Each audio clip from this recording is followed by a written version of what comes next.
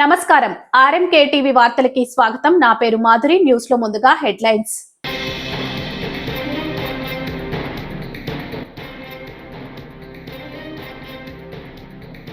ముప్పై 33 ఎజెండా అంశాలకు రాష్ట్ర మంత్రివర్గం ఆమోదం.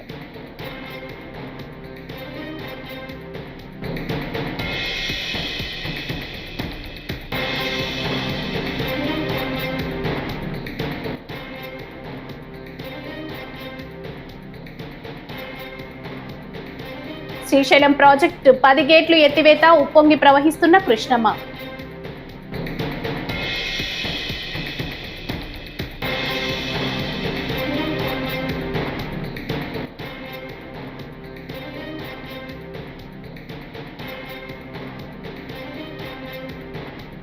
బిఆర్ నాయుడు భాషా బజార్ రౌడీల కంటే హీనం, భూమన కరుణాకర్ రెడ్డి.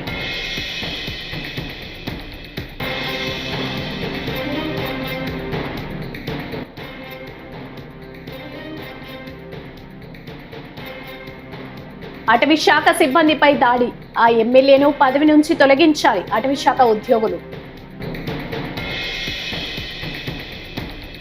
ఇక డీటెయిల్స్ చూస్తే మొత్తం 33 ఎజెండా అంశాలకు రాష్ట్ర మంత్రివర్గం ఆమోదం తెలిపింది.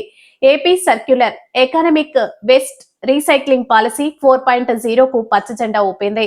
పర్యాటక ప్రాజెక్టులకు ప్రభుత్వ భూముల కేటాయింపు మార్గదర్శకాలకు ఆమోదం తెలిపింది. అధికారిక భాష కమిషన్ పేరు మార్పునకు కేబినెట్ నిర్ణయం తీసుకుంది. సాగు భూమిని వ్యవసాయేతరంగా మార్పు చేసేలా నాలా చట్ట సవరణలకు కేబినెట్ ఆమోదం తెలిపింది. 51వ సిఆర్డీఏ సమావేశం ప్రతిపాదనలకు కేబినెట్ ఆమోద ముద్ర వేసింది.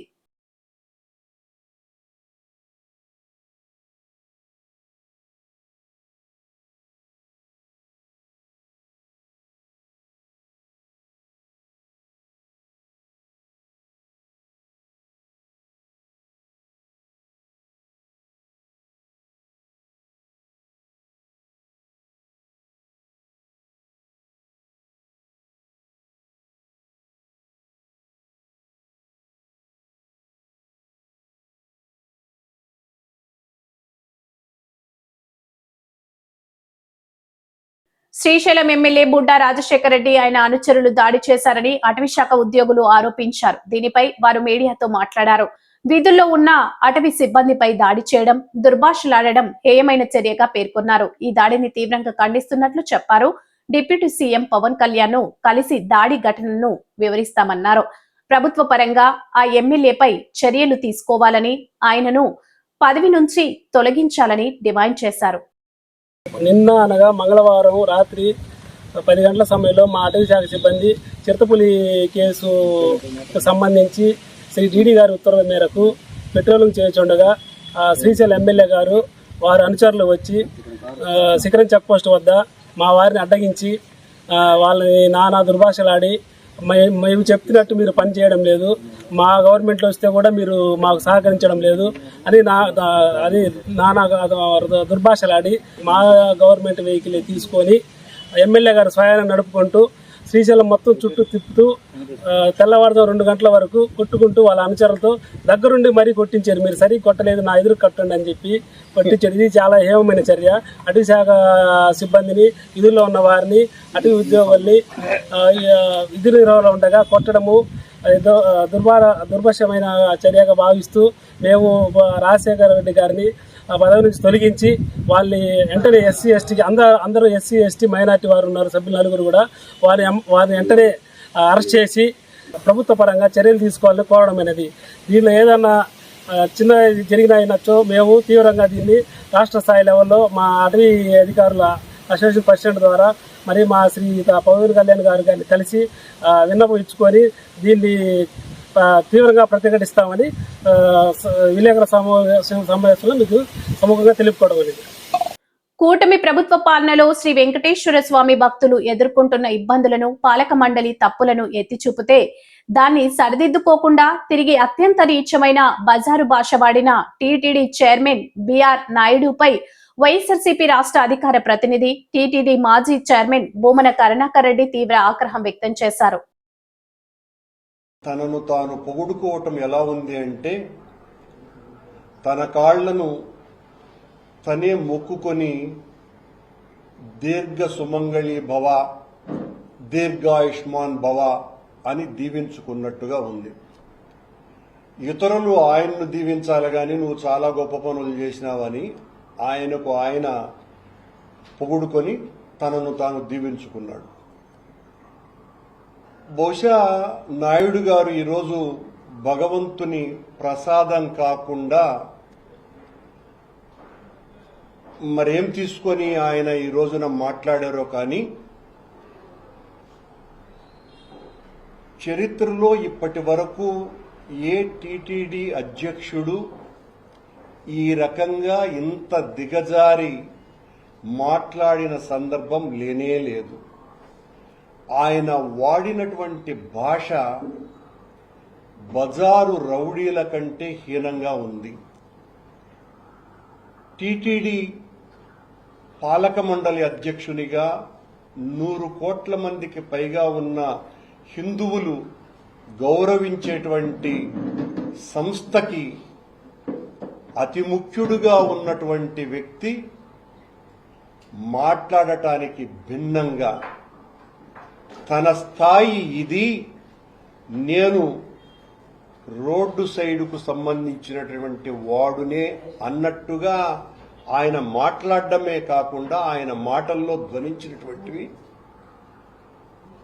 నాతో పెట్టుకోవద్దు, వాడు కరుణాకర్ రెడ్డి ఒక రాస్కెల్, ఒక నీచుడు, ఒక డెకాయిట్, నాతో పెట్టుకుంటే అంతు తేలుస్తా, నేను ఇలాంటి వాడిని కాదు అని రౌడీలు మాట్లాడేటువంటి మాటలు స్వామివారి ప్రథమ భక్తుడుగా ఆయన మాట్లాడడం జరిగింది. నేను గతంలో గోవులకు సంబంధించి జరిగిన తప్పిదాన్ని ఎత్తి చూపినప్పుడు ఆయన దానిని సమర్థించుకోవటానికి కరుణాకర్ రెడ్డి అనేవాడు ఒక మనిషే కాదు, వాడు మనుషులకే పుట్టలేదు, మనిషి జన్మకే అనర్హుడు అనే అప్పుడు కూడా అభ్యంతరకరమైనటువంటి మాటలు మాట్లాడారు. నేను ఆ రోజు కూడా ఆయనను ఈ వ్యక్తిగతంగా ఏ రకంగానూ కూడా నేను దూషించి మాట్లాడలా. నేను టీటీడీ అధ్యక్షుడిగా ఉన్నప్పుడు రాజకీయ ప్రసంగాలు చేసినటువంటి సందర్భం కూడా లేదు. ఈ రోజున ఆయన మాట్లాడినటువంటి మాటలు మా నాయకుడు, మాకు అత్యంత ప్రీతిపాత్రుడు, కోట్లాది మంది తెలుగు వాళ్లకు ఎంతో ముఖ్యమైన ఆరాధ్యనీయ నాయకుడైనటువంటి జగన్మోహన్ రెడ్డి గారి మీద, వారి శ్రీమతి భారతి గారి మీద కూడా చాలా దూషణ పర్వాలు ఆయన చేయటం జరిగింది. బిఆర్ నాయుడు గారు తను టీటీడీ అధ్యక్షుడిగా మాట్లాడినారా లేకపోతే బజారు రౌడీగా మాట్లాడినారో నాకు అర్థం కావటం లేదు. బహుశా ఆయన ఏమన్నా రాజీనామా చేసి నా అసలు స్వరూపం ఇది అని ఆయన ప్రసంగం ఏమన్నా సాగించినారేమో. బహుశా ఆయన రాజీనామా ఇంకా బయటికి రాలేదు కాబట్టి టీటీడీ చైర్మన్లు అయితే అలాంటి భాష మాట్లాడేటువంటి అవకాశం లేదు. ఆయన తన ప్రసంగంలో చాలా రకాలైనటువంటి తిరుమల శ్రీవారిని సినీ ప్రముఖులు దర్శించుకున్నారు. గురువారం విఐపి ప్రారంభ విరామ దర్శన సమయంలో అక్కినేని నాగ చైతన్య, శోభిత దంపతులు స్వామివారి సేవలో పాల్గొన్నారు. టీటీడీ అధికారులు వీరికి స్వాగతం పలికి దర్శన ఏర్పాట్లు చేశారు. దర్శన అనంతరం రంగనాయకుల మండపంలో నాగ చైతన్య దంపతులకు పండితులు ఆశీర్వచనం చేసి స్వామివారి తీర్థ ప్రసాదాలను అందజేశారు. సినీ దర్శకుడు త్రివిక్రమ్ శ్రీవారిని దర్శించుకున్నారు.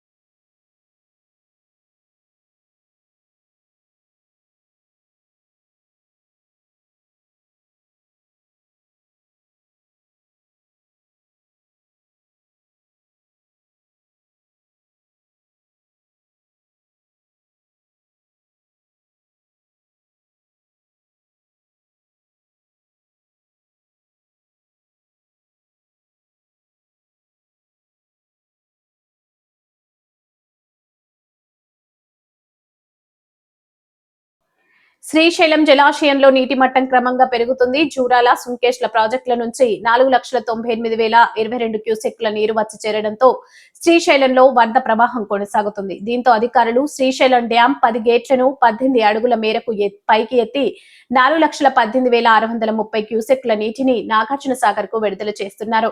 పోతిరెడ్డిపాడు హెడ్ రెగ్యులేటర్ నుంచి 30,000 క్యూసెక్కుల, ఎడమగట్టు విద్యుత్ కేంద్రం నుంచి 35,315 క్యూసెక్కులు, కుడిగట్టు విద్యుత్ కేంద్రం నుంచి 29,595 క్యూసెక్కులు విడుదల చేస్తున్నారు.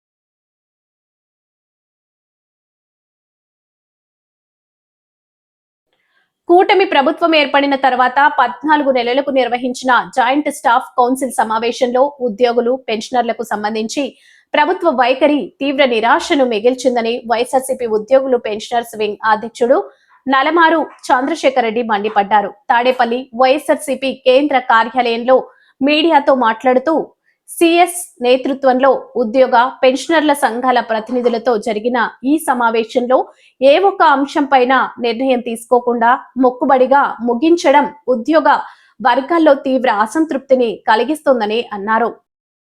ఉన్నటువంటి 12th పే రివిజన్ కమిషనర్ గారు ఏదైతే పే రివిజన్ కమిషనర్ గారిని అపాయింట్ చేసిన ఇంతకుముందు గవర్నమెంట్ చేసినప్పుడు కూటమి ప్రభుత్వం వచ్చిన తర్వాత అతను రిజైన్ చేసి వెళ్ళాడు.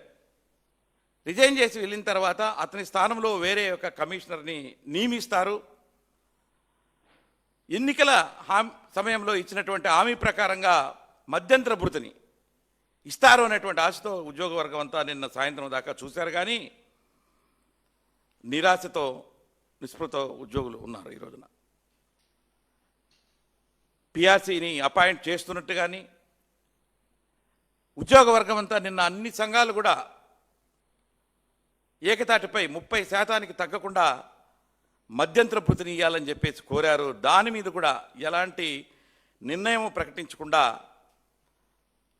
ఊరికే ఏదో టైంపాస్కి మీటింగ్ పెట్టారే కానీ సిఎస్ గారు ఏదో పిలవాలే కదా మీటింగ్ అనే రకంగా పెట్టారే తప్ప అనిపిస్తుంది. కానీ ఏ ఒక్కటి కూడా నిన్న డెసిషన్ తీసుకున్నటువంటి దాఖలాలు లేవని ఉద్యోగ సంఘాలంతా కూడా నిరుత్సాహంగా ఉన్నారు.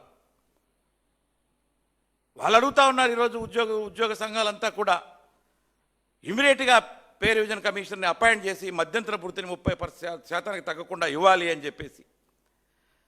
దాంతోపాటు ఎన్నికల సమయంలో మీరు ఇచ్చినటువంటి హామీ ప్రకారంగా ఉద్యోగులకు రావాల్సినటువంటి బకాయిలు అదేం ప్రభుత్వం అదనంగా ఏమి ఇచ్చేది లేదు. వాళ్ళకి రావాల్సినటువంటి ఉద్యోగులకు రావాల్సినటువంటి సొమ్మే అది. అయితే అది కూడా అయోమయంలో ఉంది. చాలామంది అంటున్నారు ఈ రోజున, కొంతమంది 20,000 కోట్లు అంటారు, కొంతమంది 25,000 కోట్ల పైగా అంటున్నారు, కొంతమంది నిన్న 33,000 కోట్లు అంటున్నారు, కొంతమంది 30,000 కోట్లు అంటున్నారు. ఎంత ఉంది అనేది కూడా ఉద్యోగులు అయోమయంగా ఉన్నారు. ఈ రోజున ఒక ఉద్యోగి రిటైర్ అయిన వాళ్ళు కానీ, సర్వీస్లో ఉండేవాళ్ళు కానీ నాకు రావాల్సిన సొమ్ము లాస్ట్ పిఆర్సీ బకాయిలు కానీ డిఏ అరియర్స్ కానీ అలాగే జీపీఎఫ్లు కానీ ఏపీజెల్ఏలు కానీ ఇలాంటివి వాళ్లకు ఎంత రావాలి డిఏ అరియర్స్ ఎవరికి తెలియట్లా. నిన్న అందుకే కొంతమంది ఉద్యోగ సంఘ నాయకులు అడిగారు, అయ్యా మాకు ఒకటి మంత్లీ పే స్లిప్ ఇస్తారు కదా, ఆ పే స్లిప్లో మీరు మెన్షన్ చేయండి ఏ ఉద్యోగికి ఎంత వస్తుందో, డిఏ అరియర్స్ ఇంత రావాలి, ఇది ఇంత రావాలి, ఇది పిఆర్సీ అరియర్స్ ఇంత వస్తుందంటే అప్పుడైనా ఉద్యోగి ఒక నమ్మకం ఉంటుంది, అబ్బా ఇదిగో ఈ ₹1,00,000 నాకు వస్తుంది, ఎప్పుడో ఒకప్పుడు వస్తుంది అనేటువంటి నమ్మకం. మీరు ఎంతనో చెప్పరు, బకాయిలు ఇంత ఉన్నాయని చెప్తుంటే ఇదిగో అంత కాదు ఇంత ఉన్నాయి, ఇదిగో ఈ హెడ్ ఆఫ్ అకౌంట్లో ఇంత ఇది ఇంత ఇది ఇంత అని చెప్తే ఒక నమ్మకం అనేది ఉంటుంది. నిన్న బొప్పరాజు గారు ఆయన జేఏసీ అమరావతి తరఫున నిన్న అడిగారు, అయ్యా మాకు పే స్లిప్లో దాన్ని ఇంక్లూడ్ చేస్తే మా ఉద్యోగులంతా కూడా కొంచెం దాన్ని చూసుకుంటారు, కనీసం ఎంత రావాల్సింది కాబట్టి దాన్ని తెలపండి అని చెప్పేసి. కరెక్ట్, అది ఏ ఉద్యోగికి ఎంత వస్తుంది అనేటువంటిది ఎవరికీ తెలియట్లా. అయితే ఈ రోజున ఉద్యోగికి 11th పిఆర్సీ అరియర్స్తో పాటు డిఏలు తప్పగా డిఏలు ఏవైతే ఇచ్చారో అవి వాటి యొక్క అరియర్స్ అయితేనేంటి ఇవంతా కూడా ఇమ్మీడియట్గా ఇవ్వాలని చెప్పేసి కూడా ఈరోజు ఉద్యోగ సంఘాలన్నీ కూడా కోరాయి. దాంతోపాటు లేటెస్ట్గా డిఏస్ 4 డిఏలు ఈ రోజున రాష్ట్ర ప్రభుత్వం ఉద్యోగస్తులకి బాకీ ఉంది.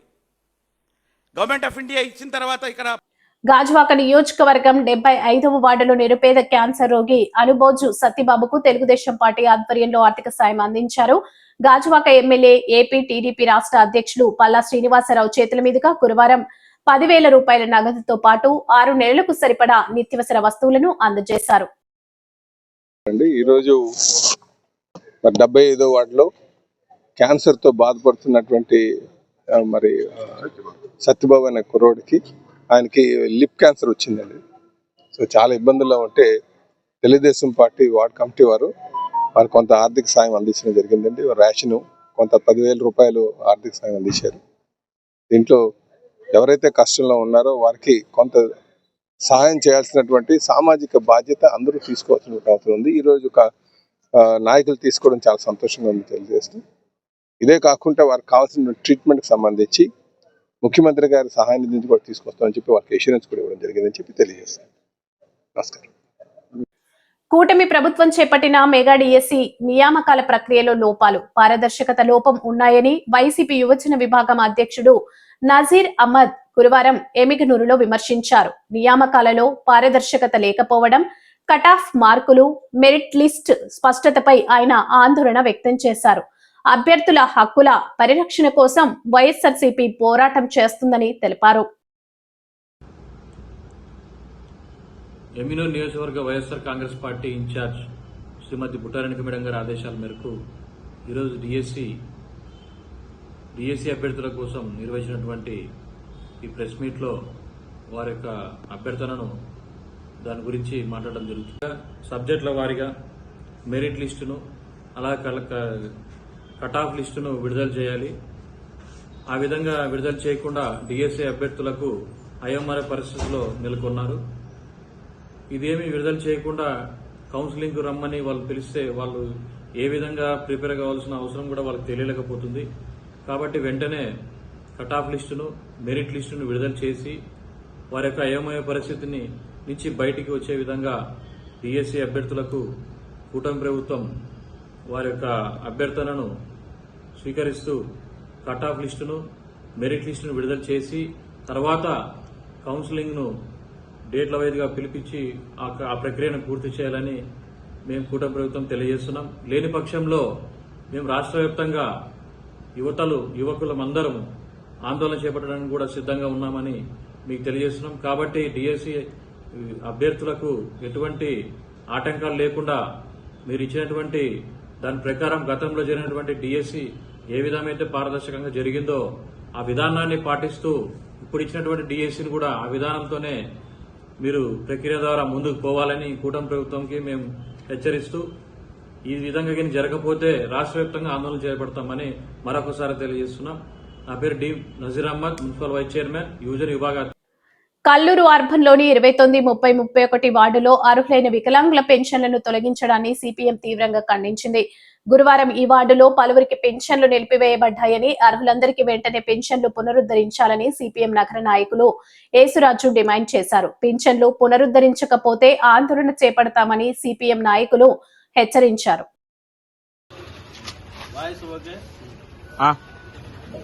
సరే మిత్రులారా, ఈరోజు 30 వార్డులో సిపిఎం పార్టీ ఆధ్వర్యంలో బృందంగా తిరిగి ప్రకటించడం జరిగింది. నిన్న మొన్నట్టుండి సర్వే చేసినారు. సర్వేలో భాగంగా దాదాపుగా వికలాంగుల పింఛన్లు 29, 30, 31 వార్డు 3 వార్డుల్లో కలిపి దాదాపుగా 9 సచివాలయాలు ఉన్నాయి. 9 సచివాలయాలు కానీ దాదాపుగా ఒక 100 పింఛన్లు దగ్గరికి తొలగించేసినారని చెప్పేసి చాలా మంది వికలాంగులు ఆందోళన చెందుతున్నారు.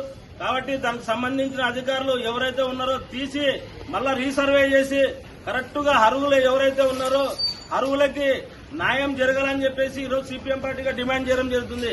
ఎందుకంటే అనర్హులు ఉంటే నువ్వు తీసేసాయి, అర్హులు గతంలో నువ్వు ఎవరు ఎక్కువ ఏమన్నారు నీకు పింఛని ఖచ్చితంగా ఎవరైతే ఉన్నారో వాళ్ళకి మాత్రము ఖచ్చితంగా సర్వే చేసి న్యాయం జరగాలని చెప్పేసి వికలాంగులకు ఈరోజు డిమాండ్ చేస్తూ సిపిఎం పార్టీగా డిమాండ్ చేస్తూ ఈరోజు చెప్పడం జరుగుతుంది. అధికారులకు సంబంధించి నా పేరు జి యేసురాజు. వినాయక చవితి వేడుకలకు అందరూ సహకరించాలని కంకిపాడు సీఐ మురళీకృష్ణ అన్నారు. గురువారం ఆయన కంకిపాడులో మాట్లాడుతూ ఈ నెల 27వ తారీఖున జరగబోయే వినాయక చవితి ఉత్సవాలకు మండపాల వద్ద కమిటీ సభ్యులు నియమ నిబంధనలు ఖచ్చితంగా పాటించాలని కంకిపాడు సిఐ ప్రజలకు విజ్ఞప్తి చేశారు. సింగిల్ విండో సిస్టమ్ ద్వారా అనుమతులు సులభతరం చేశామని, మండపాల వద్ద గాని ఊరేగింపుల్లో డీజే పాటలకు అనుమతి లేదని స్పష్టం చేశారు.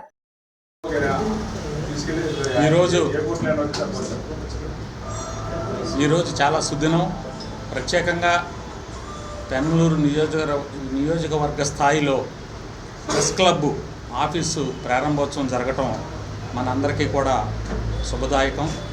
ముఖ్యంగా మరి electronic and print media press మిత్రులందరికీ కూడా వందనములు, శుభాభివందనములు, ప్రత్యేకమైనటువంటి కృతజ్ఞతలు. ఈ కార్యక్రమాన్ని మరి ఇంత చక్కగా నిర్వర్తించిన ప్రెస్ వారికి ప్రత్యేకమైన అభివందనలు తెలియజేసుకున్నాను.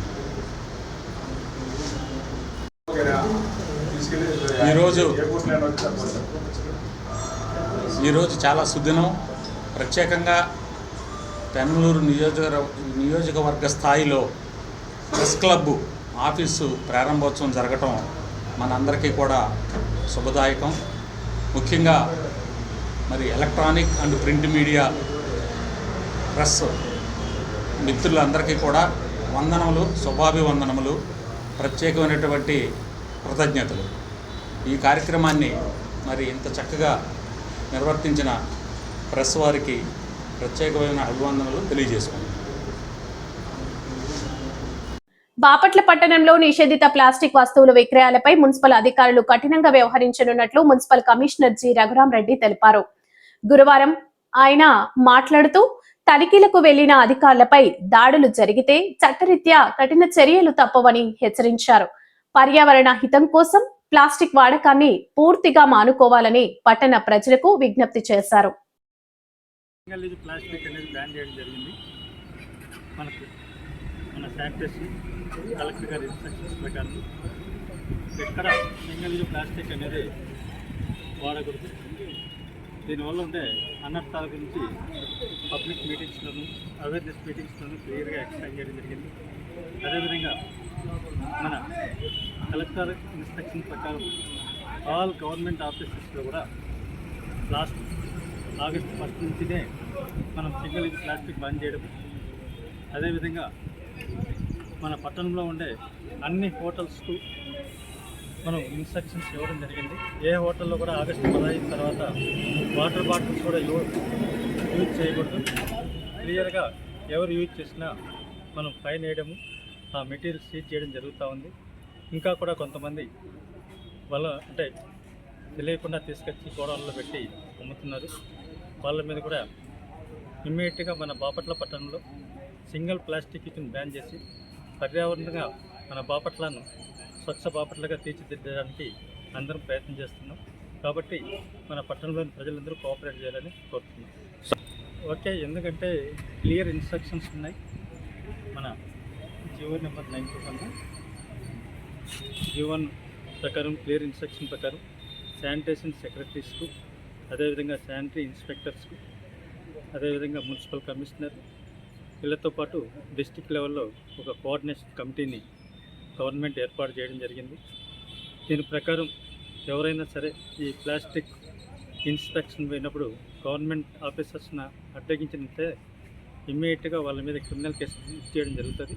కాబట్టి పబ్లిక్ అందరికీ ఒకటే అప్పీల్ చేస్తున్నాం, ఎటువంటి పరిస్థితుల్లో 120 మైక్రాన్స్ కన్నా తక్కువ ఉండే ప్లాస్టిక్స్ని అందరూ బ్యాన్ చేయడం, కొనడం కానీ అమ్మడం కానీ చేయాలని కోరుకుంటూ పబ్లిక్ని కోఆపరేట్ చేయాలని కోరుతున్నాం. Thank you. ఈ వార్తలు ఇంతటితో సమాప్తం. నమస్కారం.